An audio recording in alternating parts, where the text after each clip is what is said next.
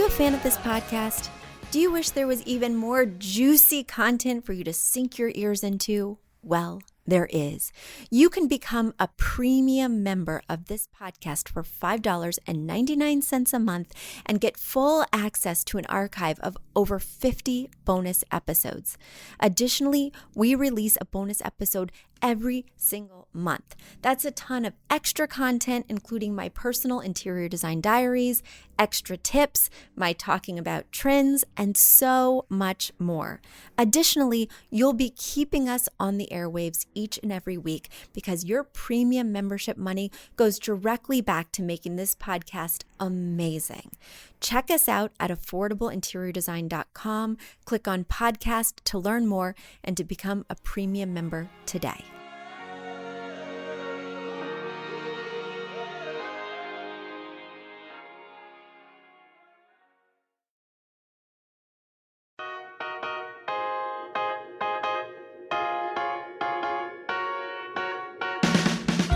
You don't need a high-end designer or a lot of money to get a luxe look.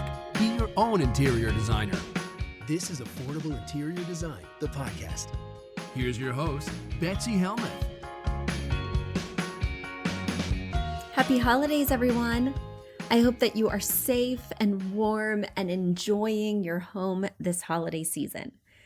Do you know, I don't know if it's the pandemic or if it's the season or if it's my age, but I have been super nostalgic lately. For my birthday, I did something that surprised even me. I bought myself, because I didn't know to ask for it, so shortly after my birthday, I was like, you know what I really want? I really want a record player. What? I mean, I'm not even a big music file. I don't have bands I constantly listen to. You know, when all else fails, I'll just put on some Sinatra or some Nat King Cole. What? But I bought myself a record player, and then I went out a couple weeks later and bought myself some records. And I have been listening to that thing, flipping the record over. I mean, I have to get up every 20 to 30 minutes to flip it. And so it isn't as convenient as some of our newfangled devices, right? Because I do have Sonos in my house. I could click a button on my phone, listen to all the same songs, and do it my way. But for some reason, you know, I just wanted a record player and I have been loving it. Have you guys been feeling nostalgic? Is there something that's been on your mind? Because then, doubling down on this nostalgia idea, I was scrolling through Facebook and one of my friends popped up and they were taking sort of a panorama of their wintry apartment. And they had these cute little vintage light up houses on their windowsill. And I instantly fell in love. Have you ever had that? Like love at first sight, but with objects? I have it a lot, but normally not to the point where I must buy the item for myself. Usually, oh my gosh, it's perfect for this client, or wow, that would be amazing in this person's home. But every now and again, I want it for myself.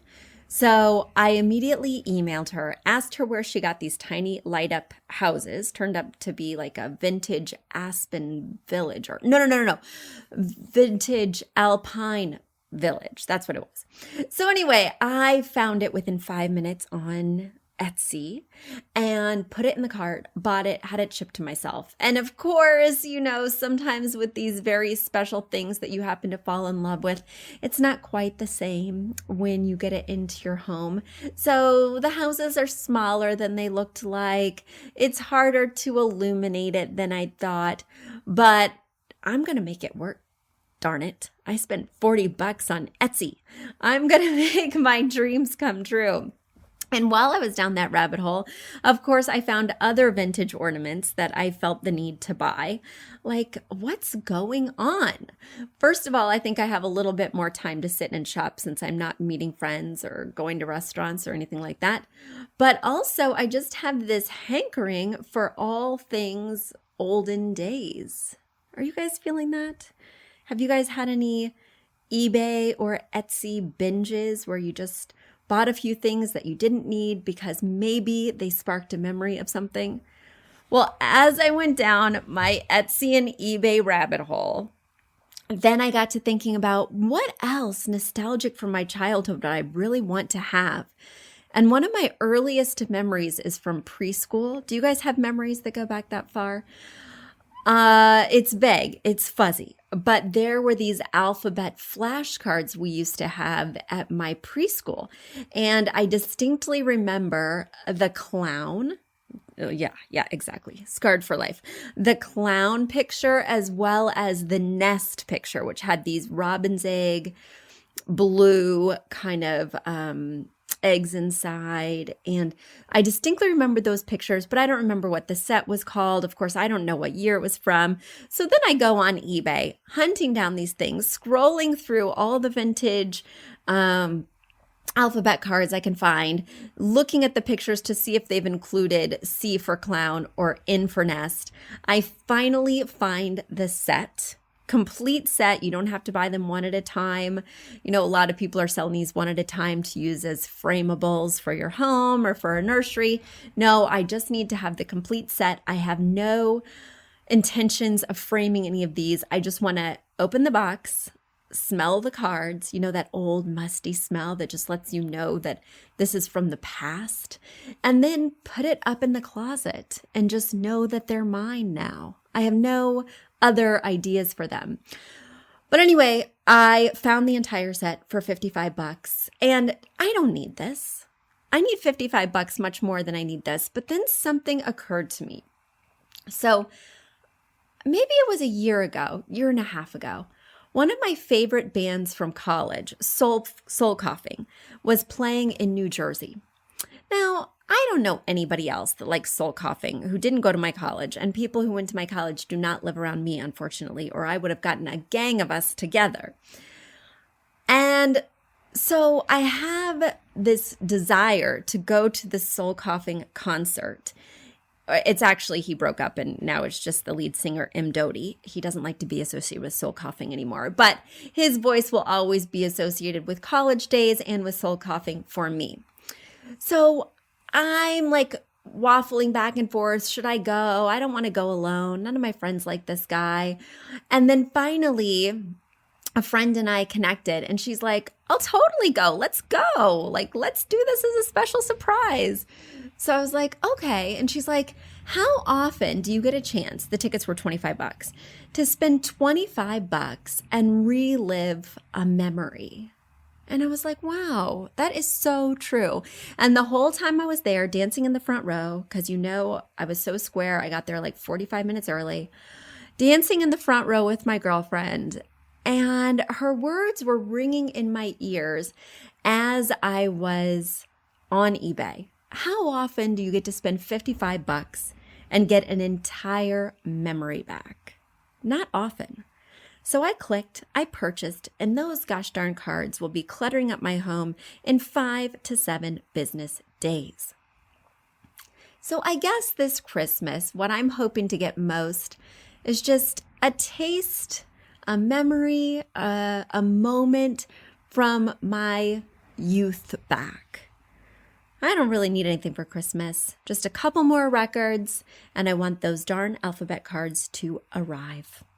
Okay, now that I've got you in a nostalgic mood, let's get down to business. Let's open the mailbag and see what's come in, because while I have memories of design dilemmas and other things past, you guys have got dilemmas that are currently going on. Let's talk about it. So my first question was just sent in this week from Kirsten. Kirsten writes, "Hi, Betsy. Like many others, I am a huge fan of your podcast, and I am a VIP listener in Germany." Well, the good thing, Kirsten, is because you're a VIP listener and you put it in the subject line of your email, even though you sent this in only 5 hours ago, I'm answering this week because of that premium member status. Guys, if you have a burning question, please don't hesitate to send it in to info@affordableinteriordesign.com and I will answer it in time. But if you can't wait for time to pass, if you need answers right now, then you should become a premium member. If you head over to affordableinteriordesign.com/podcast, you will see that it is super easy to become a premium member for $5.99 a month. What an amazing holiday gift to give yourself. Because for those of you just in the mailbag queue, I'm currently on September. So you can see sometimes it will take a while to get your question answered unless you're a VIP. All right, back to your question, Kirsten. You write, "You've taught me so much and I truly appreciate it. My question is regarding a rug for our dining room. I've attached a link to some pictures. As you can see, the very large rug under the table does not fit properly in the room. Plus, the rug is a higher pile, which was a huge mistake under the dining table, given the amount of foot traffic, crumbs, and pet hair it endures. My idea is to use floor tiles. Thank you for the recommendation. I want to create an almost square rug that outlines the entire room. I think the dimensions of the room are something like 13 feet by almost 14 feet. I would leave some breathing room in front of the cabinet, in front of the wine rack, and the plant stand, etc. But the rug will fill up a lot of space. I'm leaning towards tweed indeed in the pearl color. My questions therefore are, do you think this size and color combination will look okay? Do you have any pointers for sizing the rug? Do you have any other ideas for this room at all? I am open to suggestions, and my 2-word phrase is Scandi-Cozy. Thank you so much, Kirsten." Well, Kirsten, I can totally sense the Scandi-Cozy going on right now. In fact, I just procrastinated a little bit. I was supposed to start podcasting about an hour earlier than I am doing right now. And I went down a little rabbit hole and I was watching that Home for Christmas show. It's actually Scandinavian, I'm not sure which country, on Netflix. And while it's pretty trite, and while, the plot lines are anything but inspiring, the thing I love about it is the sets, the environment with the snow, with the wood, with the skiing and snowshoeing. I mean, it's just taking me to the right kind of place for this time of year. I love that they're wearing super cozy sweaters. For some reason, even though I lived in Minnesota for 4 years and am from a place where it gets cold, Missouri, and now live in a place where it gets cold, New York, I can never seem to get winter dressing right. My sweaters are never thick enough. My coats are never fully zipped. I gotta get it together. I don't even bother with mittens till February. And by then, what's even the point? So I love watching this show where everybody is so appropriate and cozy, and that hygge, or whatever people are calling it, hygge, is just in full effect on this show. So if you've watched all of Netflix like I have and are just looking for that kind of feel-good escape, well then, Home for Christmas is a really good one. And it reminds me of that Scandi-Cozy you're talking about. And looking at your pictures, the Scandi-Cozy really does come through. You've got a lot of bright white, stark white walls, sheer white drapes, white wooden dining chairs. You've got this rug that is too big for the room, but the table is got these kind of hairpin legs with a lot of wood grain showing. It's kind of black, white, and wood, which to me does feel quite Scandinavian. The thing I find myself drawn to over and over as I look at these pictures is that tiny chihuahua over there. I want to get Scandi-Cozy with your chihuahua. Can I just pick him up and squeeze him and kiss his little head? I've got my Scandi-Cozy chihuahua over there right now, and really, I just can't get enough of these little guys. And now it's time for a quick commercial break. Do you love this podcast? Do you wish you could learn even more? Well, we have an online class bundle.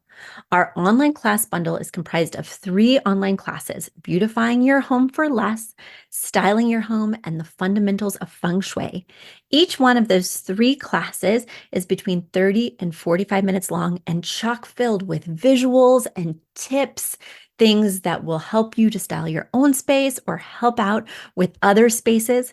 Additionally, with the pack of 3 classes, you get an autographed copy of my book, Affordable Interior Design. You get all of that for only $99. Once again, that's the 3 online classes as well as the book for only $99. You just go to affordableinteriordesign.com/classes. Once again, affordableinteriordesign.com/classes to buy your bundle today. And if one of those classes sounded intriguing, but maybe you already have my book or some of the other topics are not of interest, you can buy the classes individually at that site as well. Each class is $40.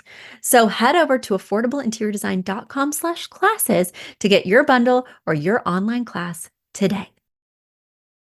Let's talk about this room because I really fully support your idea of wanting to use floor tiles, FLOR, in your dining space. They're low pile, which means they're easy to clean. They're easy for your chihuahua to eat the food off of when it does spill to the ground.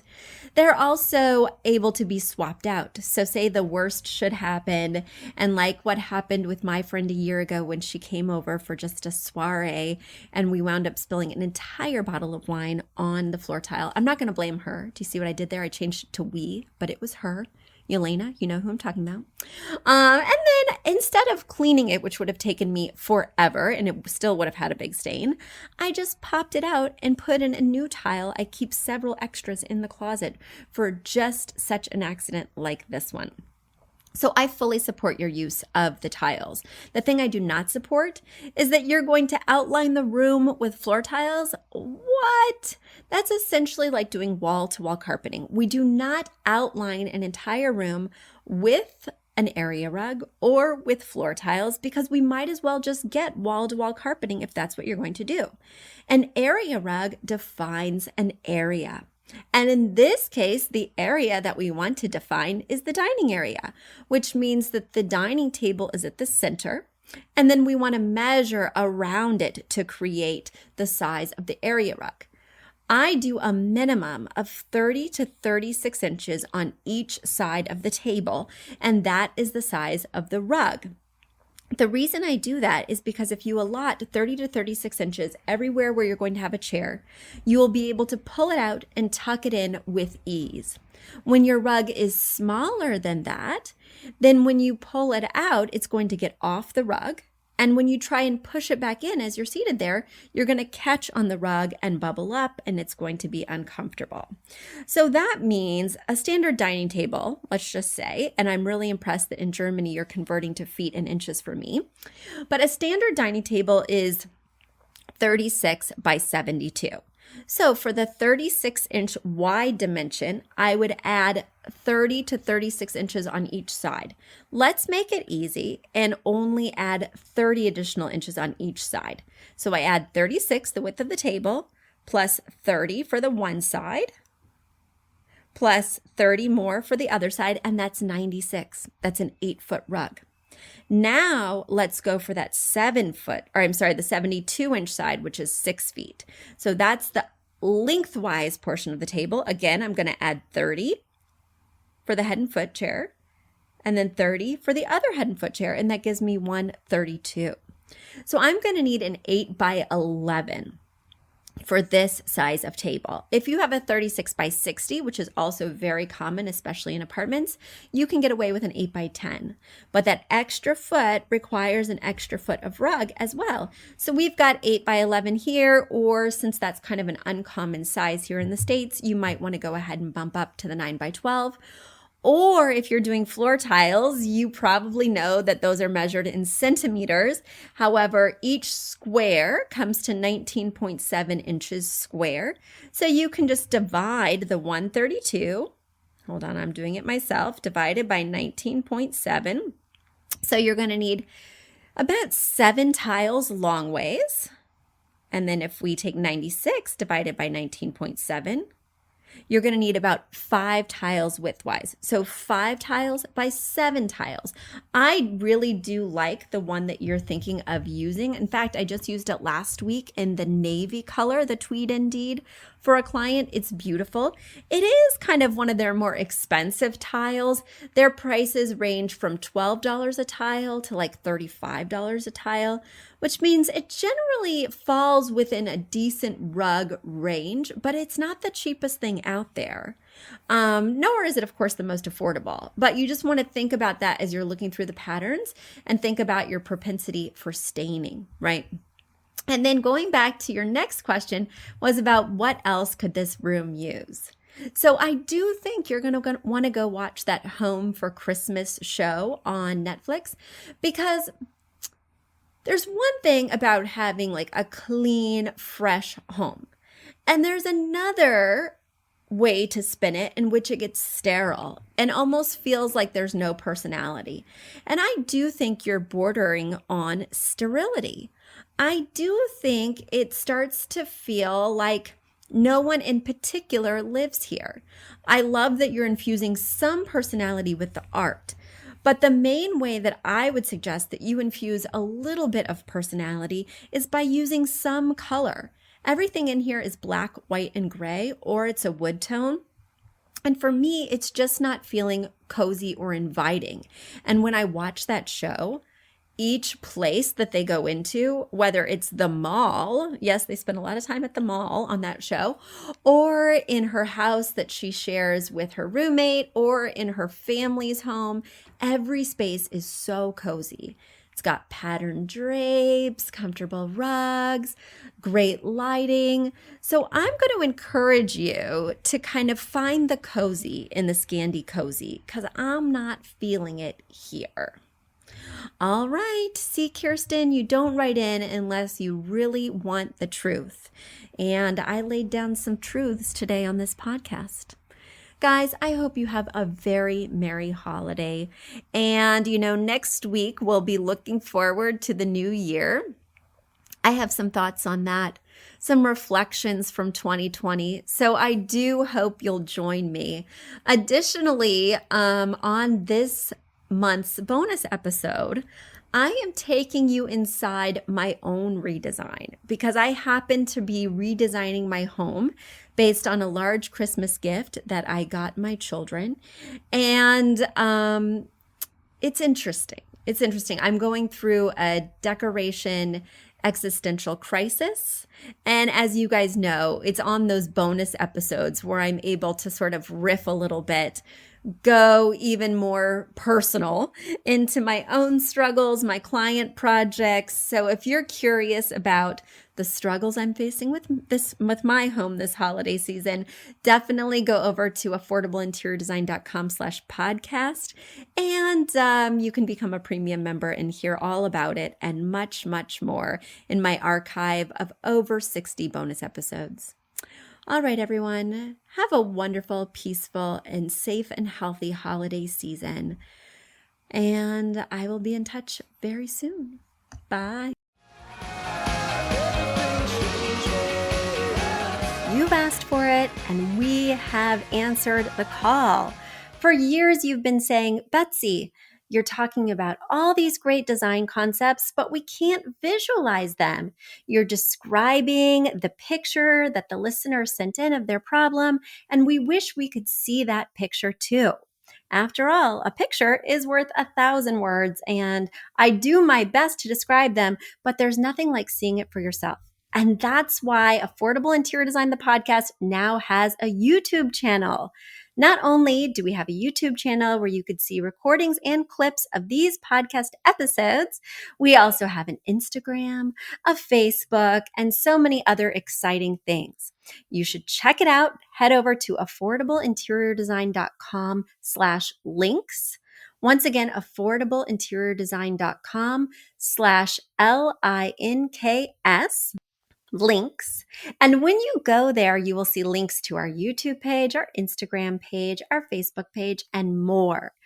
Please check it out, follow and subscribe so you can see everything I'm talking about.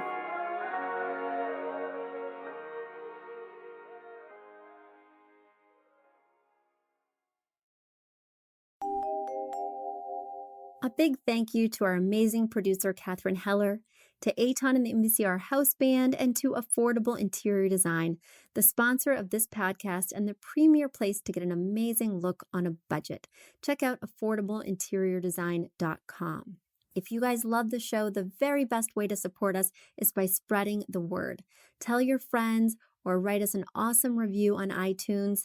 So until next week, guys, thanks so much for joining us, and I'll talk to you soon. Bye.